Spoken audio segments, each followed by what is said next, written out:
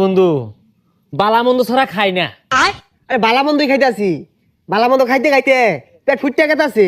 ফুটতো না কে? আমরা তো খাওয়া বংশ ফুলা ভাই।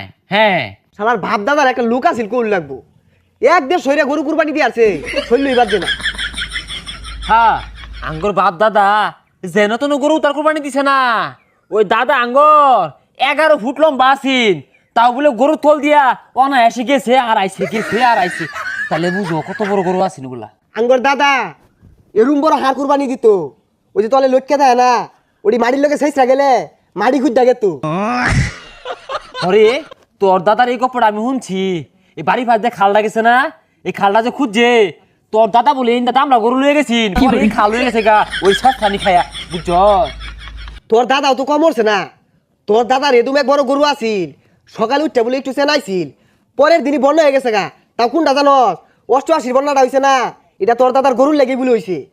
হ আঙ্গর দাদা ওইরকম বড় বড় গরু কুরবানি দিত। আর এই পানি যায় কই নামছে জানস? শুনো এই কক্সবাজার। আমি গতবার কক্সবাজার গেলাম না, যা ঢুক মারছি, খালি গরুর সেনা লান লাগে নুনটা। পরে এক অটো লাউজ করলাম এই কক্সবাজার পানিটা কইতে কয়েক লোকে গরু কুরবানি দিবা নানছিন, সেনাই দিছিন ওই পানি বলে 90%। শালার একটা লুক আছিল কোল লাগবো। তোর দাদা নেই 11 ফুট আছিল, আরো হানার মানুষ 5 ফুটই হয় না। আসলে একটা দিনই গেছে, কি বড় বড় গরু কুরবানি দিছে, তাও অত কথা বাতা আছেন না। আর ও হনার যুগে ফুল্লা গরু কিনে রে ফেসবুকে ডিজে গান দিয়ে স্টোরি মারে। আর শালারা ভেড়া খাওয়াই আছিল, এর লিগে হনবা। এ হে তুই তো ঠিকই কইছস।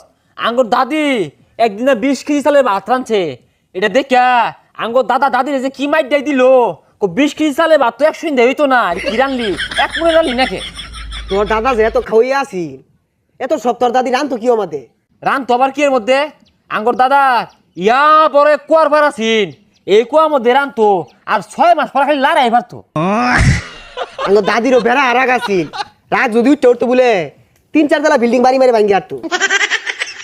এ হে তার মানে তোর দাদার আগে বিল্ডিং আছিন না?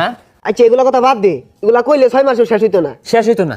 আচ্ছা সকালে কতটি খাই পারিস গুস্তু? আর কি এর কত্তরি 15-20 কেজি গুস্তু একবারে রানছে, বুঝলি নাকি মন? আর পোলাও গুস্তু বাইরে আমাদের গই ভাত আছে, পোলাও দিয়ে আর মন ধরে না। পরে ওই 200 লুড়ি দিয়া 8-10 কেজি গুস্তু সলে নাস্তা করছি। এ তোরা ইনো কি হর? সরকারি বন্ড লেগে যে বেকলে পাক পারতা শুলি, সরকারি বন্ড পাইছুলি না? পাইলে আঙ্গুর বাড়ি যাইস, গুস্তু লই আইস। ঈদের দিন গুস্তু না খাইলে খারাপ দেখা যায়। এই জানু ইয়া কি কইছস? কুরবানিটা আমাদের আত্মাটা আমাদের একটু গুস্তু করতেছে না।